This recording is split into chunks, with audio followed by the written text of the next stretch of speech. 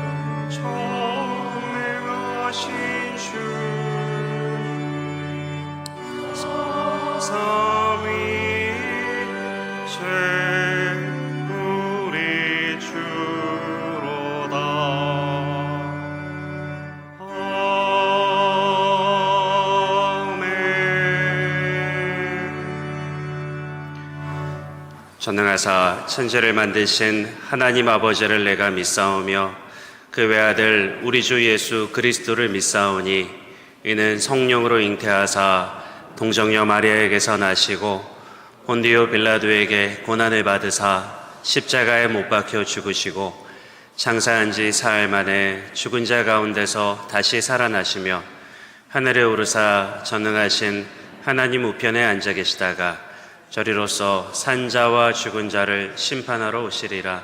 성령을 믿사오며 거룩한 공예와 성도가 서로 교통하는 것과 죄를 사하여 주시는 것과 몸이 다시 사는 것과 영원히 사는 것을 믿사옵나이다.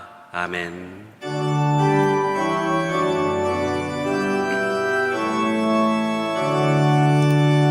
목소리 높여서 주 찬양하여라. 영광과 권세와 존귀와 위엄을 오늘이 다스리시는 만왕의 왕께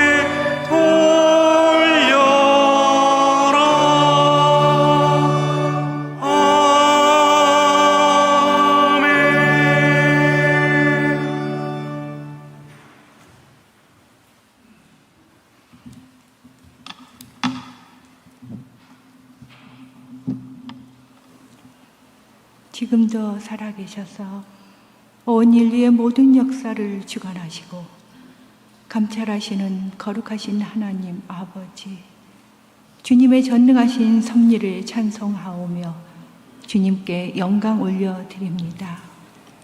부족한 저희들은 주님의 백성이라 부를 가치도 없는 죄인들이지만 주님께서는 사랑해 주시고 독생자 예수 그리스도를 통하여 보혈의 피로써 저희를 깨끗게 하시니 감사합니다.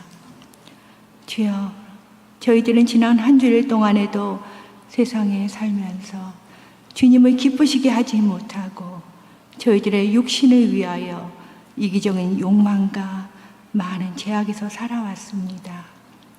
이 시간 저희들의 회개를 들어주시고 용서해 주시옵소서. 사랑이 많으신 하나님 아버지, 오늘 하나님께서 세우신 영광교회에 하나님의 뜻을 이루어 주옵소서. 말씀과 성령의 은혜가 충만하고 민족 복음화와 세계 선교에 쓰임받는 교회가 되게 하여 주옵소서. 교회 각 기관들이 각기 맡은 일에 충성하여 성신과 전심으로 하나님의 교회를 섬기게 하옵소서. 당회자 목사님과 주의 종들에게 성령과 은혜로 충만케 하여 주셔서 하나님의 은혜로 양머리를 잘 인도하게 하옵소서. 모든 성도들이 성령 충만하여 예배와 전도에 열심 있는 성도들이 되게 하여 주옵소서. 은혜가 충만하신 하나님 아버지, 이 제단에 모인 사랑하는 성도들을 위하여 간구하오니 주께서 들어주시고 응답해 주시옵소서. 지금도 병마와 싸우며 고통 중에 있는 자들을 도와주시며 사탄과 마귀의 유혹을 당한 자들에게 새 힘과 용기를 주옵소서. 가정의 여러 문제와 간구하는 기도를 들어주시고 친히 응답해 주시옵기를 바라고 원합니다. 거룩하시고 자비로우신 하나님 아버지, 원로 목사이신 김희철 목사님께 기름 부어 주셔서 선포되는 말씀이 하나님의 능력의 말씀이 되게 하옵시며 우리의 마음밭을 옥토로 만들어 주셔서 들은 말씀이 심기어져 영육간에 30배, 60배, 100배로 결실하는 복을 누리게 하옵소서. 사랑이 많으신 하나님 아버지, 이한 목사님 한국을 방문 중이오니 모든 일정을 잘 마치고 건강한 모습으로 돌아올 수 있도록 주님께서 함께 동행하시옵소서. 찬양으로 영광 돌리는 임마누엘 찬양대 위에 하나님의 은혜의 손길을 더하여 주옵시고 오늘 이 예배를 온전히 주님께서 주장하셔서 마치는 시간까지 주께서 인도해 주옵소서. 예배의 시종을 주님께 맡기오며 빛 대신 예수 그리스도 이름으로 간절히 기도드리옵나이다.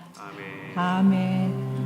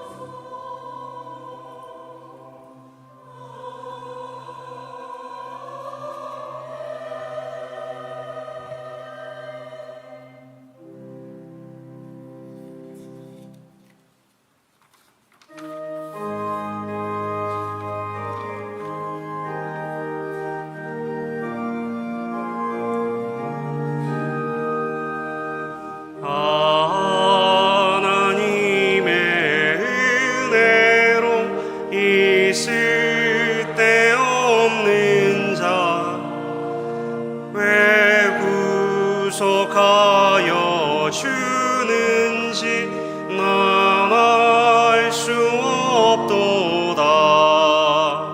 내가 믿고 또 의지함은 내 모든 형편 아시는 주님 늘 보호해 주실 것을 나는 확실히 아네. 왜 내게 굳센 믿음과 또 복음 주셔서 내 마음이 항상 편한지 난 알 수 없도다.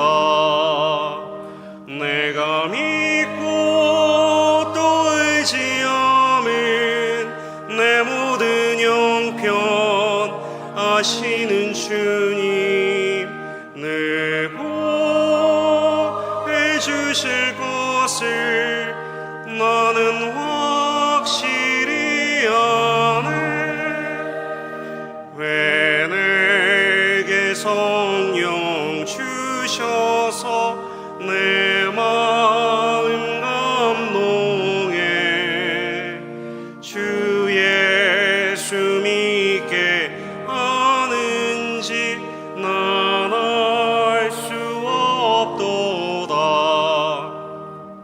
내가 믿고 또 의지함은 내 모든 형편 아시는 주님 늘 보호해 주실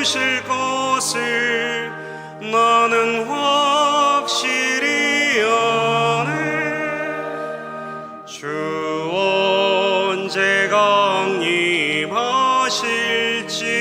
옥밤에 옥낮에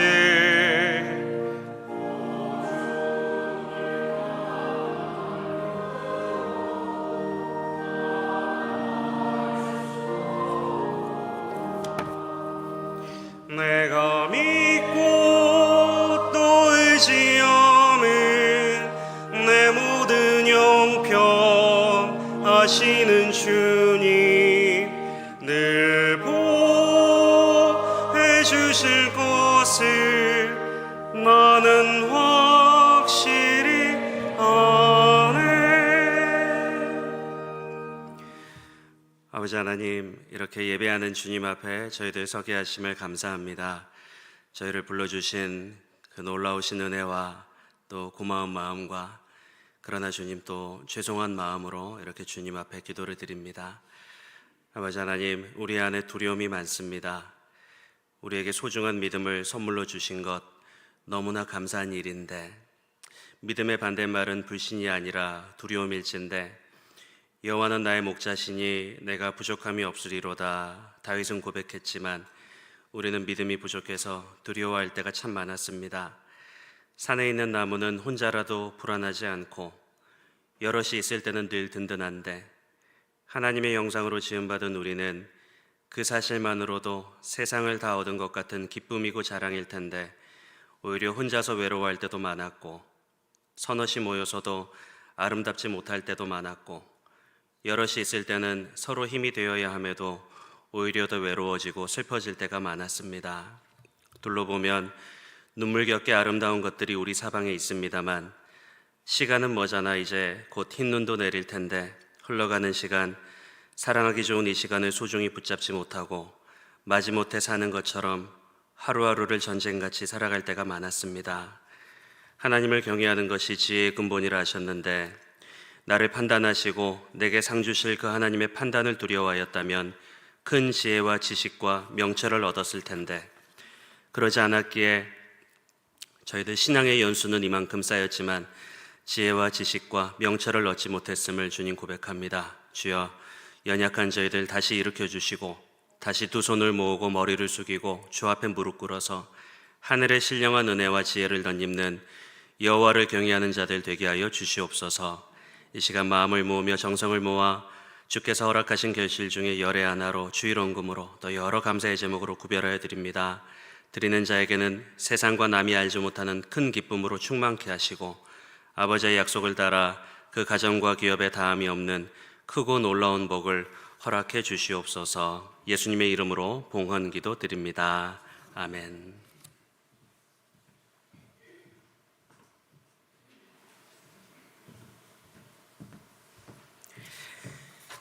우리 11월의 말씀 같이 하도록 하겠습니다. 감사함으로 그의 문에 들어가며 찬송함으로 그의 궁정에 들어가서 그에게 감사하며 그의 이름을 송축할지어다. 시편 100편 4절 말씀. 아멘. 몇 가지 교회 소식 알려드리겠습니다. 오늘 말씀을 전해주시는 김인철 원로 목사님께 감사를 드립니다. 담임 목사님 한국 방문 이번 주에 마치시고 이제 금요일 날 들어오십니다. 기도해 주셔서 감사합니다. 2025년도 큐티 구독 신청을 11월 마지막 주일까지 받고 있습니다. 어덜트부터 우리 어린아이까지 같은 성경 본문으로 보고 있습니다. 함께 구입하셔서 가정에서도 교회를 이루시고 또 가정에서 귀한 말씀의 묵상이 함께 있기를 바랍니다. 다음 주일 11월 셋째 주일 1, 2부 예배를 마친 뒤에 2024년도 마지막 사랑방 모임이 있습니다. 한 분도 빠짐없이 사랑방 모임에 참여하시면 좋겠고, 이를 위해서 토요일 새벽 기도 후에 찬양대실에서 사랑방장 모임을 갖도록 하겠습니다. 계속해서 교역자와 또 우리 오르가니스트, 수요 반주자 청빙 중에 있습니다. 11월 중에 이제 성교회 총회가 진행됩니다. 이제 성교회도 12월 마지막 모임이 남아 있고, 이제 이 마지막 모임을 위해서 각 성교회별로 원하시는 날짜에 성교회를 진행하시고 또 성교회장과 임원들을 선출하셔서 교회 사무실로 알려주시면 감사하겠습니다. 장로성가단 음악회가 오는 토요일, 이번 주 토요일 저녁 7시에 우리 교회 본당에서 있습니다. 우리 에베네셀 영광교회 권사 찬양대도 함께 출연합니다. 오셔서 음악회 함께 즐겨주시고 또 축하해 주시면 감사하겠습니다. 어제 우리 교회 연합 찬양대 큰빛교회 40주년 찬양제 가서 스페셜 게스트로 아주 은혜롭게 찬양 잘 마쳤습니다. 우리 찬양대 너무 수고하셨고 귀한 찬양 감사합니다. 미션 캐나다 창간 2주년 콘서트가 11월 21일 목요일 오후 7시에 본한인교회에서 있습니다. 이번 주에 가을 영광성사 아카데미가 종강합니다. 내년 시작은 3월 달에 있습니다. 마더와이즈 이번 주 진행되고 다음 주에 종강이 있습니다. 오늘 이 시간에 우리와 함께 신앙생활 하셨던 하목조 권사님 지난 화요일에 우리 교회에서 장례 예식을 치렀습니다. 오늘 배우자 되시는 우리 함성식 집사님 그리고 세 자녀분 그리고 손주들 자녀손들 같이 감사의 뜻을 표하고자 이 자리에 오셨습니다. The family members of beloved 하목조 권사님, 우리 아들 도노 그리고 미셸, 신디 and grandchildren and children. Could you please stand for a moment? 우리가 장례식 때 예배를 다 치렀지만 또 그때 서로 감사의 뜻을 표했지만 on behalf of our church and we offer our deepest condolences. Yeah. And once again, may God's comfort and peace all with you. Yeah. 우리 위로의 박수 한번 드리면 감사하겠습니다. 네. Yeah. Maybe seated. Maybe seated. 우리 임마누엘 찬양대 찬양과 그리고 우리 로마서 9장 13절에서 23절 말씀 성경과 스크린으로 보시고 우리 김인철 원로 목사님 나오셔서 말씀 전해 주시겠습니다.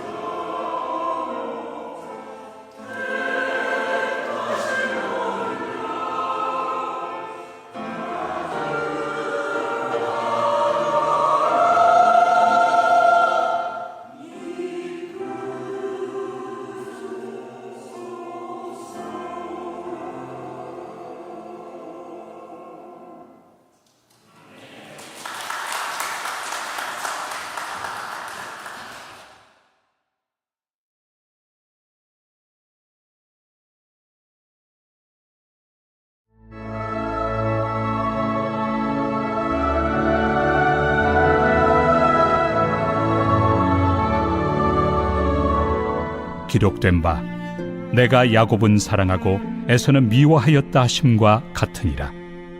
그런즉 우리가 무슨 말을 하리요? 하나님께 불의가 있느냐? 그럴 수 없느니라. 모세에게 이르시되 내가 궁휼히 여길 자를 궁휼히 여기고 불쌍히 여길 자를 불쌍히 여기리라. 그런즉 원하는 자로 말미암음도 아니요 다른 박질하는 자로 말미암음도 아니요 오직 긍휼히 여기시는 하나님으로 말미암음이니라. 성경이 바로에게 이르시되 내가 이 일을 위하여 너를 세웠으니 곧 너로 말미암아 내 능력을 보이고 내 이름이 온 땅에 전파되게 하려 함이라 하셨으니 그런즉 하나님께서 하고자 하시는 자를 긍휼히 여기시고 하고자 하시는 자를 완악하게 하시느니라. 혹 내가 내게 말하기를 그러면 하나님이 어찌하여 허물하시느냐? 누가 그 뜻을 대적하느냐 하리니 이 사람아 내가 누구이기에 감히 하나님께 반문하느냐? 지음을 받은 물건이 지은 자에게 어찌 나를 이같이 만들었느냐 말하겠느냐? 토기장이가 진흙 한 덩이로 하나는 귀히 쓸 그릇을 하나는 천히 쓸 그릇을 만들 권한이 없느냐? 만일 하나님이 그의 진노를 보이시고 그의 능력을 알게 하고자 하사 멸하기로 준비된 진노의 그릇을 오래 참으심으로 관용하시고 또한 영광 받기로 예비하신 바 긍휼의 그릇에 대하여 그 영광의 풍성함을 알게 하고자 하셨을지라도 무슨 말을 하리요?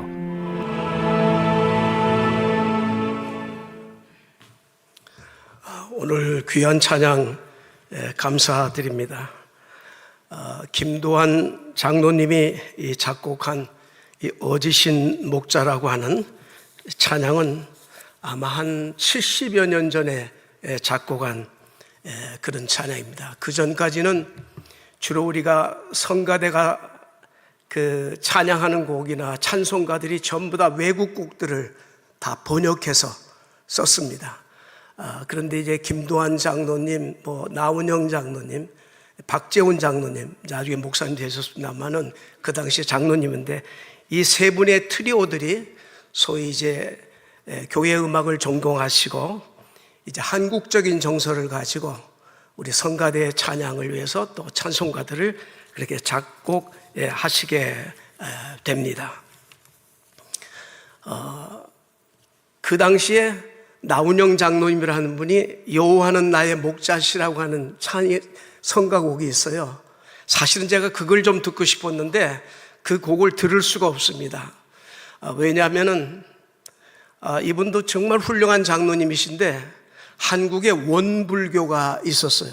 그 원불교에서 이분이 교회 음악을 전공하시고 또 장로님이신데도 불구하고 그 원불교에서 찬불가를 만들게 됐어요.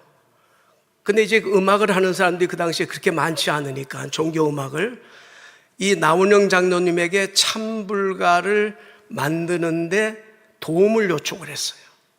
도와주시고 또 몇 곡을 작곡을 했습니다. 이것이 기독교계의 이제 문제가 돼가지고 어떻게 기독교의 성가를 교회 음악을 하는 사람이 불교의 찬불가를 작곡하는데 참여할 수 있느냐? 그래가지고 기독교에서 퇴출을 시켰어요. 기가 막힌 분인데 참 그분의 그 업적은 이루 말할 수가 없는데 그래서 그 다음부터 그분이 지은 모든 찬송가나 그런 걸 다 기독교에서 다 못하게 하고 그 이후로는 듣지를 못합니다. 근데 제가 얼마 전에 유튜브를 봤더니 오늘 합창단에서 여호와는 나의 목자시니 그 찬양을 부르는데 교회에서는 아직까지 못 부릅니다. 그런데 어느 신학자 한 분이 이제 교회도 목회하신 유명하신 분이 다시 총회에다가 그 문제를 해제해달라 요청을 했어요. 그러니까는 이 나운영 장로님은 상당히 종교 음악을, 기독교 음악을 전공하셨지만은 조금 이렇게 마음이 좀 진보적이라고 그럴까요? 범종교적인 그런 의미에서 작곡해 줬다. 근데 그 훌륭한 분의 그 작곡을 우리가 다 이렇게 뺄 수가 없지 않느냐. 그래서 총회에다가 그 해제해달라고 이렇게 신청을 했는데 아직도 보류 중이다 하는 얘기를 들었습니다. 그 김두한 장로님이나 박재훈 목사님 같은 분은 같은 교회 음악을 해도 굉장히 완고하신 분이에요. 이 교회 안에서 가끔 이제 콘서트를 하지 않습니까? 콘서트를 하는데 가곡을 불러도 중간에 일어나 가버리세요. 어떻게 하나님의 거룩한 교회에서 가곡을 부르느냐 이게. 교회에서는 오직 하나님의 영광을 위한 찬양만 불러야 되는 것이지 가곡 부르려면 딴 데 가서 부르라. 막 그런 분입니다. 이게 교회 음악을 하는 사람도 신앙의 컬러가 아주 완연하게 다른 것을 볼 수가 있습니다. 이 김두한 장로님의 아들이 음악을 전공하고 또 신학을 공부한 김광철 목사님 분이 계시는데 우리 교단 총회의 풀타임 사무총장이에요. 그분이 모든 총회 사무일을 다 하고 총회장은 1년에 한 번씩 이렇게 선출해서 바뀌게 되는데 그분이 그 목회할 때나 또는 그 음악을 지휘하고 있을 때 이제 많은 교인들이 목사님 우리도 좀 복음성가 좀 불러요. 아유 이 교회도 복음성가 부르고 저 교회도 복음성가고 은혜스러운 성가 복음성가가 많은데 왜 우리는 찬송가만 부릅니까? 그런 교인이 있었대요. 그럼 이분은 한 얘기가 그러세요. 그 복음성가를 그렇게 부르고 싶으면 잘 부르는 교회 가세요. 절대로 자기가 목회하는 동안에 복음성가를 교회에서 못 부르게 그렇게 하는 거예요. 아주 신앙의 컬러가 음악하는 사람도 아주 완전히 이렇게 달라져 있습니다. 제가 오늘 그런 얘기를 좀 하려고 그러는 겁니다.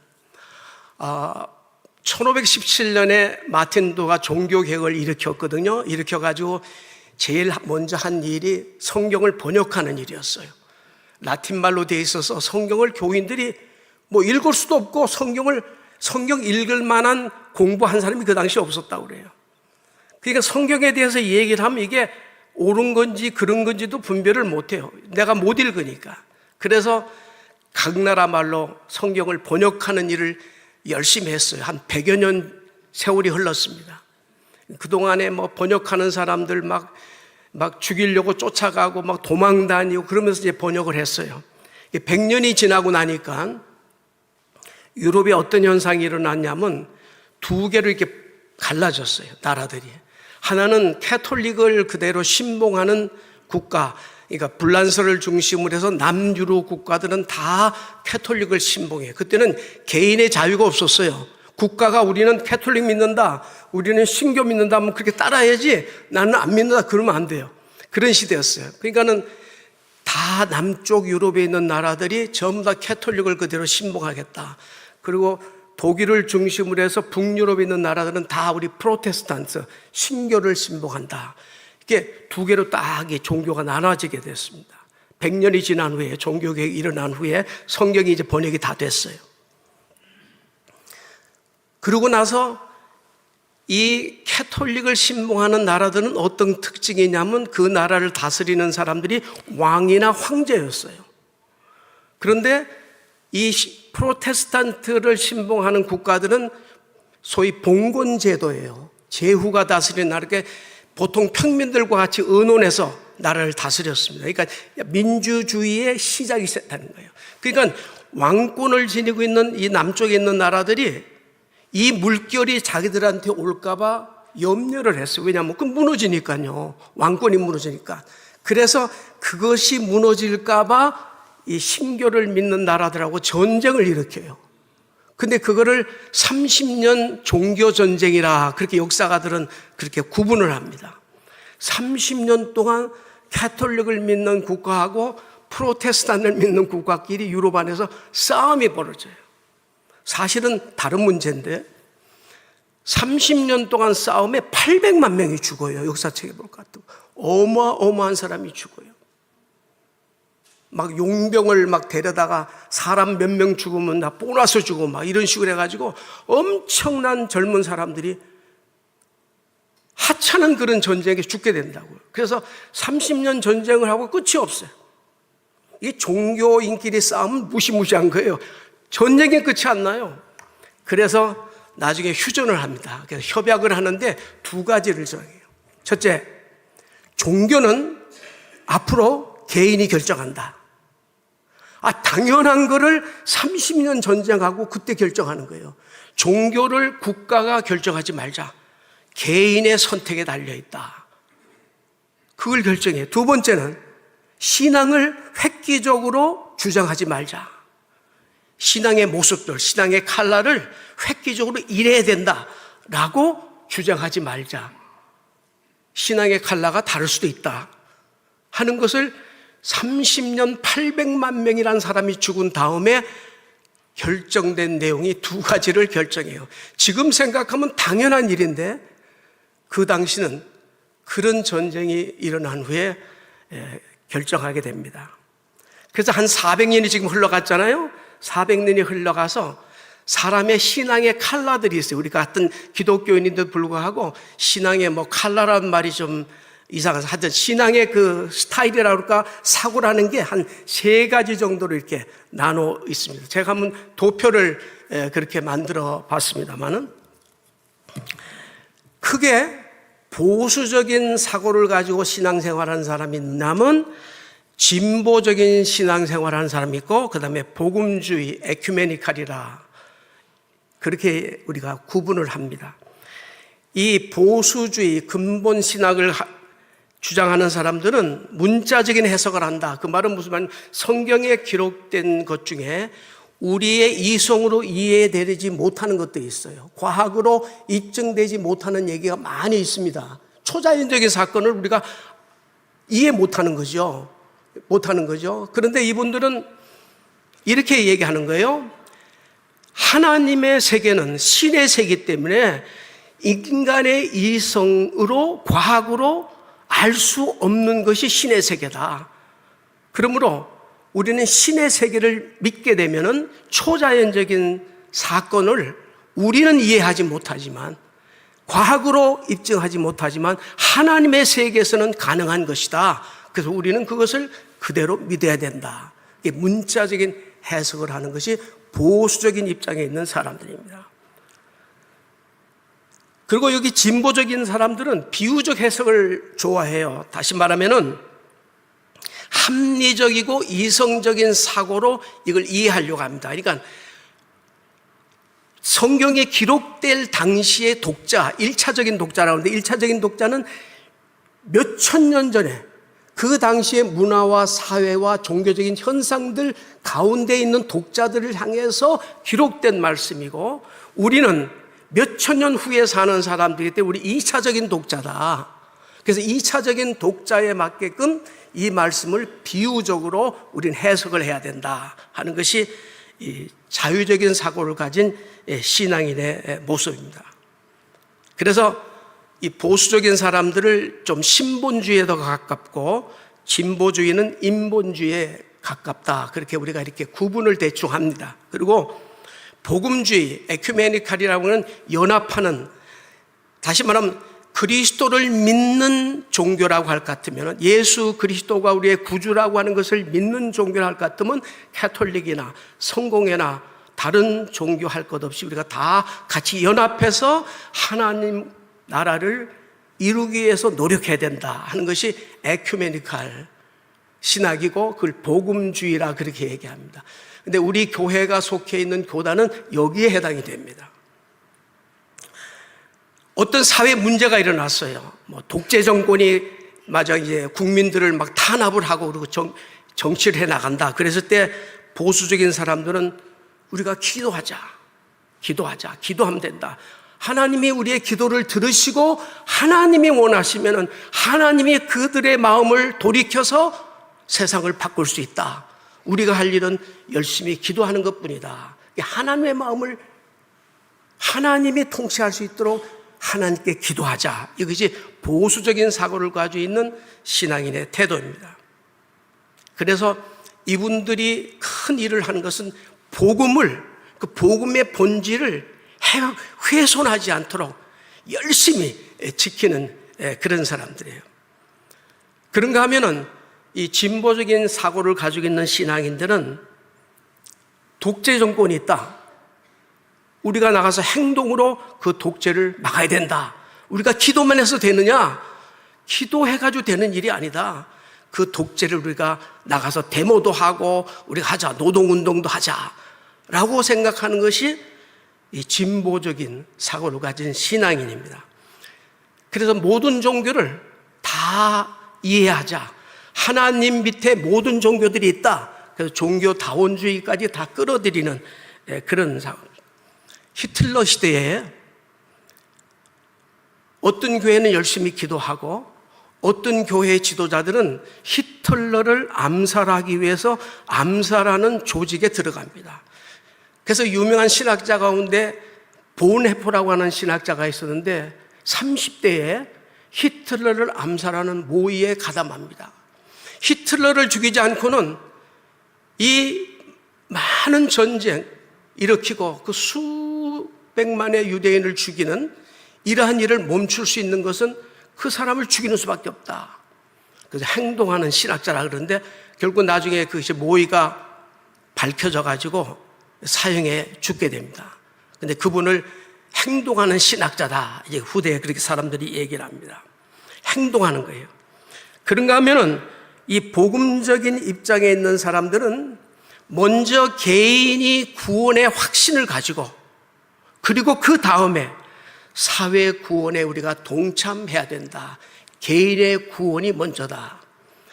이 진보적인 사고를 가진 사람들은 사회에 나가서 막 독재 정권에 막 항의하고 그리고 노동자 권익을 위해서 권리를 위해서 투쟁을 하는데 많은 사람들이 나중에는 자기의 개인의 구원에 대한 확신도 없이 그냥 그 무브멘트에 막 움직여가지고 그렇게 움직이는 사람들이 많이 있었다.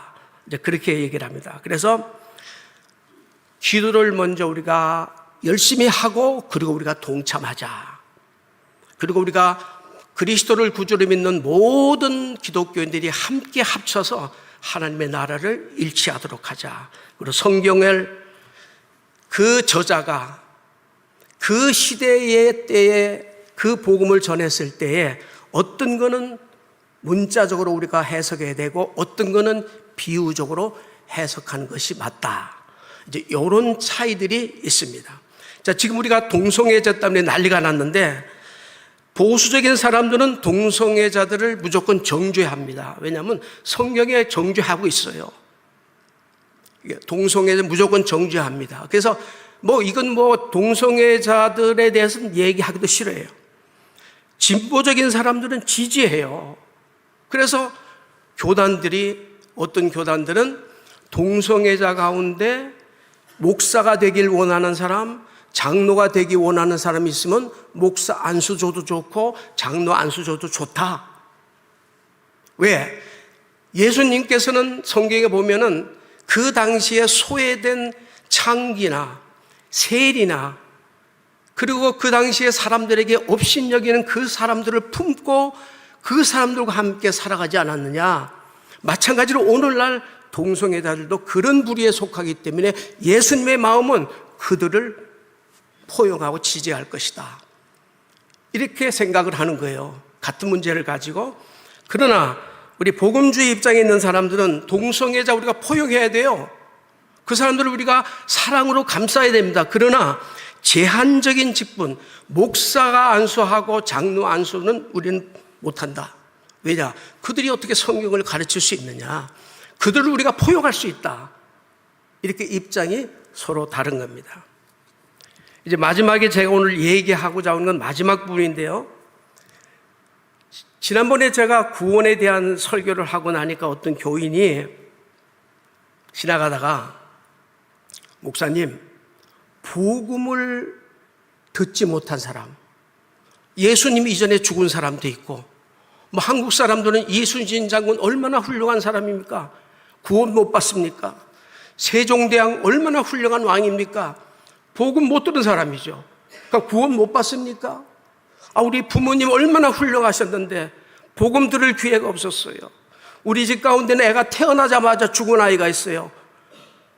그럼 구원을 받지 못합니까? 그 얘기를 물어보는 거예요. 그런 질문 우리가 얼마든지 할 수 있는 얘기예요. 그렇죠? 이제 거기에 대해서 어떻게 우리가 생각하느냐? 보수적인 사람은 제한 구원론을 주장하고 진보적인 사람은 만인 구원론을 주장하고 우리 복음주의에서는 선택 구원론을 주장을 합니다. 그럼 성경에 뭐라고 기록이 되어 있는지를 한번 잠깐 그렇게 우리가 보겠습니다. 사도행전 4장 12절에 이거는 제한구원론을 주장하는 사람이 주장하는 성경 구절인데 같이 읽어볼까요? 다른 이로서는 구원을 받을 수 없나니 천하 사람 중에 구원을 받을 만한 다른 이름을 우리에게 주신 일이 없음이라 하였더라. 요한복음 14장 6절의 말씀입니다. 예수께서 이르시되 내가 길이요 진리요 생명이니 나로 말미암지 않고는 아버지께로 올 자가 없느니라. 로마서 1장 20절 창세로부터 그의 보이지 아니하는 것들 곧 그의 영원하신 능력과 신성이 그가 만드신 만물에 분명히 보여 알려졌나니 그러므로 그들이 핑계하지 못할지니라. 어떤 사람도 예수 그리스도의 복음을 고백하지 않고는 구원을 받을 수 없다. 예수 그리스도를 그분만을 통해서 우리가 하나님 앞에 가게 된다. 복음을 듣지 않은 사람은 어떻게 하느냐? 복음을 듣지 않았어도 세상 만물, 우주 만물을 보라. 세상 우주가 돌아가는 기가 막힌 이 이치를 보고 이 우주 만물을 설계한 창조주가 있다고 하는 것을 누구나 다 알 수 있다. 그래서 나는 복음을 듣지 못해서 구원을 못 받느냐라고 묻는 사람은 핑계할 수 없다. 이것이 제한 구원론이 주장하는 성경 구절이에요. 그러니까 이순신 장군이나 세종대왕이나 일단 그들은 구원을 받을 수 없다라고 그렇게 믿는 사람들입니다. 그런가 하면은 이제 자유주의 사고를 가진 분들은 만인 구원론을 주장하는데 우리 성경을 한번 같이 보도록 하겠습니다. 디모데전서 2장 4절 같이 읽어볼까요? 하나님은 모든 사람이 구원을 받으며 진리를 아는 데 이르기를 원하시니라. 모든 사람이 구원받기를 하나님은 원하신다. 그렇게 말씀하고 계시죠? 베드로후서 3장 9절 읽어볼까요? 주의 약속은 어떤 이들이 더디다고 생각하는 것 같이 더딘 것이 아니라 오직 주님께서 너희를 대하여 오래 참으사 아무도 멸망하지 아니하고 다 회개하기에 이르기를 원하시니라. 주님의 재림이 더딘 것은 모든 사람들이 멸망하지 아니하고 다 회개하고 구원받기를 원해서 더뎌지고 있다.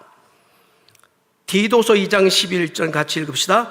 모든 사람에게 구원을 주시는 하나님의 은혜가 나타났다. 모든 사람이에요. 그렇죠? 또 로마서 2장 14절 15절 읽읍시다. 율법 없는 이방인이 본성으로 율법의 일을 행할 때에는 이 사람은 율법이 없어도 자기가 자기에게 율법이 되나니 이런 이들은 그 양심이 증거가 되어 그 생각들이 서로 혹은 고발하며 혹은 변명하여 그 마음에 새긴 율법의 행위를 나타내느니라. 자, 복음을 듣지 못한 사람도 다 양심이 있다는 거예요. 그래서 그 양심에 따라서 판단받을 수 있다. 모든 사람에게 이 구원은 임하게 된다. 이것이 만인 구원론을 주장하는 성경의 말씀입니다. 자, 이제는 우리 선택 구원론에 보십시다. 근데 여기 만인 구원론이 주장하는 것 중에 하나 더 추가할 것이 있는데 베드로전서 3장 9절에 보면요 이런 얘기까지 있어요. 예수님이 십자가에서 죽으시고 3일 만에 부활하시지 않았습니까? 그 3일 동안 뭐 했느냐? 성경에 지옥에 갔다 왔다, 옥에 갔다 왔다 그래요. 옥에 가서 선포했다. 그러니까 예수님 이전에 믿지 않고 죽은 사람들의 영혼이 있는 지옥에 가서 그들에게 복음을 선포했다. 봐라. 그러니까 하나님은 모든 사람들이 다 구원받기를 원한다. 이렇게 주장을 하기도 합니다. 자, 그러면 선택 구원론을 주장하는 사람들은 어떤 성경 구절을 정하느냐? 에베소 1장 4절부터 6절까지 있는 말씀 같이 읽어보겠습니다. 곧 창세전에 그리스도 안에서 우리를 택하사 우리로 사랑 안에서 그 앞에 거룩하고 흠이 없게 하시려고 그 기쁘신 뜻대로 우리를 예정하사 예수 그리스도로 말미암아 자기의 아들들이 되게 하셨으니 이는 그가 사랑하시는 자 안에서 우리에게 거저 주시는 바 그의 은혜의 영광을 찬송하게 하려는 것이라. 창세 전에, 우리가 태어나기 전에 구원받을 사람을 하나님이 이미 선택하셨다. 성경이 이렇게 나와 있죠. 그 다음에 로마서 8장 29절 30절 읽어봅시다. 하나님이 미리 아신 자들을 또한 그 아들의 형상을 본받게 하기 위하여 미리 정하셨으니 이는 그로 많은 형제 중에서 맏아들이 되게 하려 하심이니라. 또 미리 정하신 그들을 또한 부르시고 부르신 그들을 또한 의롭다 하시고 의롭다 하신 그들을 또한 영화롭게 하시니라. 하나님이 이미 부르신 사람이 있다. 하나님이 이미 선택한 사람이 있다. 이것이 선택 구원론입니다. 그런데 여기에 해당되는 교파 가운데 또 이렇게 주장하는 사람들이 있어요. 그걸 예지 구원론이라 그런 말을 하는데 이것도 중요한 얘기입니다. 시편 139편 1절 4절에 있는 거 한번 읽어볼까요? 다 같이. 여호와여 주께서 나를 살펴보셨으므로 나를 아시나이다. 주께서 내가 앉고 일어섬을 아시고 멀리서도 나의 생각을 밝히 아시오며 나의 모든 길과 내가 눕는 것을 살펴보셨으므로 나의 모든 행위를 익히 아시오니 여호와여 내 혀의 말을 알지 못하는 것이 하나도 없으시니다. 이게 무슨 말씀이냐면 하나님은 전지전능하시다 이렇게 말하죠. 전지하시다는 말은 하나님은 모든 것을 아신다는 거예요. 하나님은 우리가 어떻게 대답할 것도 아시고 하나님은 우리의 생각도 아시고 어떤 상황에 갔을 때 우리가 어떻게 행동할 것도 아시는 분이 하나님이시다. 이것이 전지하신 분이에요. 하나님은 전지전능하시다. 하나님이 원하시면 우리의 모든 것들을 앞으로 일어날 것도 아시는 분이고 하나님이 원하시면 모든 일도 하나님이 원하시는 대로 할 수 있는 분이다. 이게 전지전능하신 하나님이다. 이걸 예정론이라고 하는 말을 하는데 이건 무슨 말이냐면 복음을 듣지 못한 사람이 있어요. 근데 이 사람들은 복음을 듣지 못하고 죽었는데 구원을 받지 못하면 얼마나 억울해요. 불공평해요. 하나님이 이 사람들에게 어떤 방법을 통해서 복음을 전했을 때 이 사람들이 복음을 듣고 어떻게 응답할지를 아신다고 말해요. 무슨 말인지 아십니까? 그러니까 이 사람이 복음을 거절하는지 복음을 받아들이는 것까지도 하나님은 알고 계신 분이다. 전지하신 분이기 때문에 그래서 거기에 따라 판단할 수 있다. 이렇게 믿는 사람도 있습니다. 굉장히 합리적인 대답이에요. 묻는 사람들이 대부분 보면 자기네 가족 때문에 묻거든요. 그러면은 자기 가족이 복음을 듣지 못해서 구원을 받지 못하기 안타까워서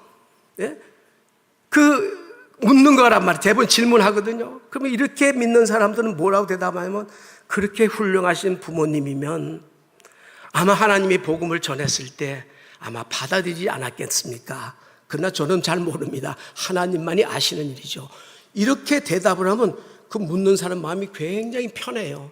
아주 합리적이에요. 그런데 거기 문제가 있어요. 그 얘기는 잘못 들으면은 하나님이 복음을 전했을 때 그 사람이 받아들일 것인가 받지 않을 것인가를 하나님이 아신다 그러면은 인간의 자유의지가 거기에 포함이 되는 거예요. 근데 성경은 우리 그렇게 이해하자면 하나님의 전적인 하나님의 주권이에요. 하나님이 이미 우리가 태어나기 전부터 하나님의 백성으로 선택하셨다는 거예요. 우리가 복음을 받아들였잖아요. 복음을 받아들일 수 하나님이 선택했기 때문에 복음을 받아들이는 거지 내 의지로 복음을 받아들이는 게 아니라는 거예요. 이게 우리가 믿는 구원관입니다. 그래서 우리는 어떻게 대답해야 되냐? 이순신 장군과 세종대왕과 또 여러분의 부모님이 복음을 믿지 않았으면은 어떻게 되느냐? 하나님이 창세전에 그 사람을 선택했으면 구원을 받아요. 복음과 관계없이 복음 받습니다. 그러나 선택하지 않았으면 초이스가 없는 거예요. 근데 그 누가 하느냐? 하나님만 하시는지. 우리는 대답할 수가 없어. 하나님이 그 사람을 선택했으면은 그 사람은 왜? 오늘 에서하고 야곱이 얘기 뭐냐면 에서와 야곱이 쌍둥이 형제잖아요. 그런데 어머니 뱃속에 있을 때 이미 하나님의 에서는 미워하고 야곱은 사랑했다고 그랬어요. 아니 이게 불공평하잖아요. 태어나기 전에 아무 행동도 하지 않아요. 너무 불공평해요. 그래서 이 선택 구원론을 얘기하면 아니 구원받지 않는 사람은 얼마나 불평하느냐, 얼마나 불공평하느냐 그렇게 얘기를 합니다. 근데 불공평하지 않아요. 왜 그런 줄 아십니까? 원래 하나님이 인간이 태어나면은 아담의 자손들은 전부 다 죄악을 가지고 태어나요. 원죄를 가지고 태어나요. 그래서 공평하게 위해서는 하나님이 모든 사람을 다 주어야 돼요. 구원받을 사람 하나도 없어 세상에. 그런데 하나님께서 특별히 어떤 사람들은 선택을 했어요. 그게 하나님의 은혜예요. 그게 나와 여러분들이에요, 여러분. 우리의 행위를 통해서 선택받은 게 아니라 이미 내가 태어나기 전에 선택했다는 거예요. 이게 성경이 얘기하는 거예요. 내가 선하게 살아서 내 이 부끄러운 모습 그대로 있는 그대로 하나님이 우리를 선택하셔서 그리스도의 의로 입혀주셨어요. 내 모습 그대로 있어요. 그리스도의 거룩한 옷으로 입혀주셨어요. 커버해 주셨어요. 그래서 하나님의 자녀가 된. 그래서 인간적인 편에서 보면은 불공평하다는 얘기가 나오지만은 창조주 되신 하나님은 원래 공평하게 하시려면 다 구원 못 받아. 근데 그 중에서도 하나님의 은혜로 어떤 사람들은 구원을 받게 해주셨다. 선택하게 해주셨다. 피조물이 창조주에게 그거를 불평할 수 있느냐. 그래서 오늘 토기쟁이 얘기하는 거예요. 토기쟁이가 어떤 토기를 만들 때 어떤 귀한 그릇, 어떤 건 천한 그릇을 만들었는데 그 토기가 왜 나는 이렇게 만들었습니까? 라고 불평하지 않는다는 거예요. 불평할 수 없다는 거예요. 마찬가지예요. 만약에 선택받지 못한 사람이 왜 나는 선택하지 않았습니까? 라고 불평을 할 수가 없다. 왜? 창조주의 무한한 고난이기 때문에. 그래서 하나님의 주권이라 하는 그런 얘기를 합니다. 그러면 우리 전도할 필요 없네요? 전도할 필요 없지 않습니까? 이미 하나님이 다 선택했는데 뭘 전도해요? 아니에요. 전도해야 돼요. 왜 전도해야 되느냐? 누가 선택받은지 안 받은지 우린 몰라요. 그래서 내가 전도해가지고 그 사람이 복음을 받아들이고 그리고 복음을 받아들이면 어떤 현상이냐면 내가 하나님 앞에 선택받았구나 하는 걸 그분이 느끼게 돼요. 깨닫게 된다고 말이에요. 그래서 그때부터 하나님의 백성으로 기쁘게 살아가는 거예요. 그리고 내가 복음을 전하는 그 기쁨이 있어요. 한 영혼을 구원할 때. 그러니까 어떤 사람이 구원을 선택되는지 안 되는지 모릅니다. 그러니까 우리는 열심히 전도해야 되는 거예요. 또 어떤 사람들은 그럴 거예요. 아니 교회에 이렇게 열심히 봉사할 필요 없잖아. 이미 난 선택받았는데 나 구원받은 이렇게 고생하면서 이렇게 아침 일찍부터 나와서 이럴까? 아니에요. 해야 돼요. 왜 해야 되냐?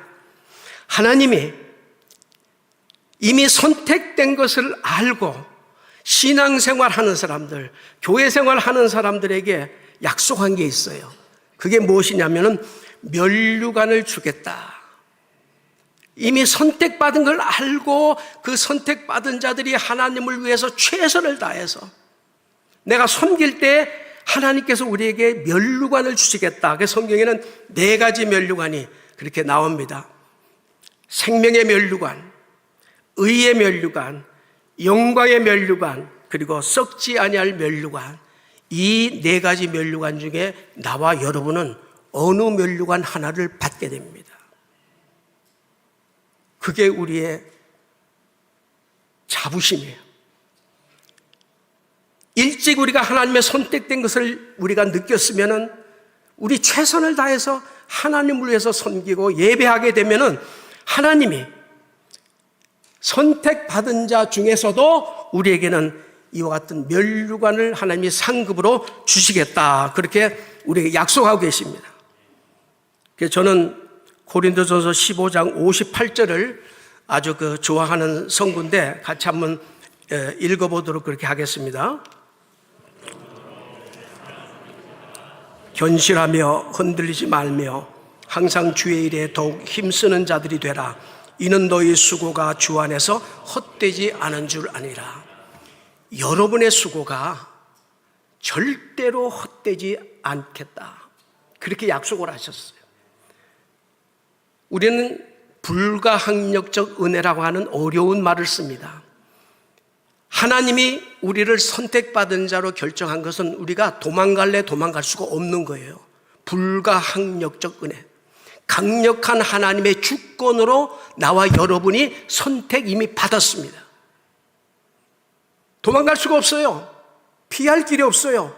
하나님 마음대로 주권에 의해서 우리를 선택하셨다는 겁니다. 창세전에 그 선택된 사람은, 그 강력한 은혜로 선택을 받은 사람들은 그 사람이 살아가면서 방탕하거나 방황하거나 심지어 배신하거나 엎어지거나 넘어져도 하나님이 책임져 주시는 거예요.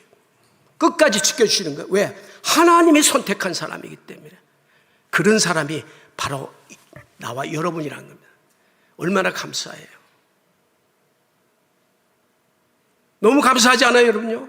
이 은혜, 정말 그 많은 사람들 가운데 우리를 하나님이 선택해서 우리를 은혜 가운데 붙들어 주시고 은혜 가운데 살게 해주신 이 은혜가 얼마나 감사한지 모릅니다. 이 은혜를 우리가 생각하면서 자부심을 가지고 살아갈 수 있길 바랍니다. 이제 찬양을 은혜 아니면이라는 찬양을 부르시고 제가 기도와 축도를 하길 원하는데요. 이 복음성가를 작곡 작사하는 분이 조성은 자매가 했는데, 이 자매는 중앙대학교 음대 작곡가를 나온 사람인데 그 아버지가 저 경상남도 작은 섬, 배도 다니지 않는 섬에서 목회를 하셨어요. 거기서 자랐습니다. 그래서 이제 서울에 와서 음대를 졸업하고 작곡가가 됐는데 아버지가 그렇게 부탁을 했대. 너는 하나님이 음악가의 탤런트를 주셨는데 하나님의 영광을 위해서 작곡해라. 그래서 이분은 이 복음성가만 작사 작곡하시는 그런 분이에요. 이분이 어느 날 하나님이 창세전에 나를 선택하셨다고 하는 이 말씀이 가슴에 꽉 와닿더래요. 너무 그 은혜가 감사하고 눈물이 나서 눈물을 흘리면서 이 가사를 만들고 작곡을 한 것이 은혜 아니면이라는 이 복음성가입니다. 나는 이 가사 가운데 나의 노력과 의지가 아닌 오직 주님의 뜻 안에서 의로운 자라 내게 말씀하셨네. 완전하신 주의 은혜로 은혜 아니면은 나 서지 못하네. 십자가의 사랑 능력 아니면 나 서지 못하네. 은혜 아니면 나 서지 못하네. 나 살아가리라. 이 찬양을 함께 부르시고 제가 기도와 축도를 하도록 하겠습니다.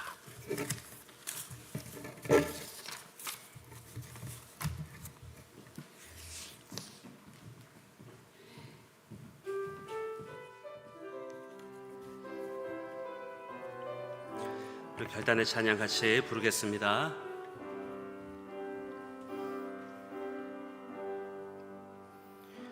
어둠 속 헤매이던 내 영혼 갈 길 몰라 방황할 때에 주의 십자가 영광의 그 빛이 나를 향해 비추어 주셨네.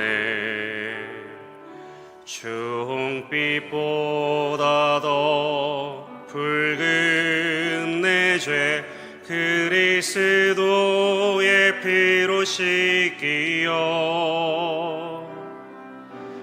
완전한 사랑 주님의 은혜로 새 생명 주께 얻었네. 은혜 아니면 나서지 못하네. 십자가의 그 사랑 능력 아니면 나서지 못하네. 은혜 아니면 나서지 못하네. 놀라운 사랑 그 은혜 아니면 나서지 못하네. 나의 노력과 의지가 아닌, 나의 노력과 의지가 아닌 오직 주님의 그 뜻 안에서 의로운 자라 내게 말씀하셨네. 완전하신 그 은혜로 은혜 아니면 나서지 못하네. 십자가의 그 사랑 그는 아니면 나서지 못하네. 은혜 아니면 나서지 못하네. 완전한 사랑 그 은혜 아니. 우리 자리에서 일어나서 다시 한번 은혜 아니면 나서지 못하네. 은혜 아니면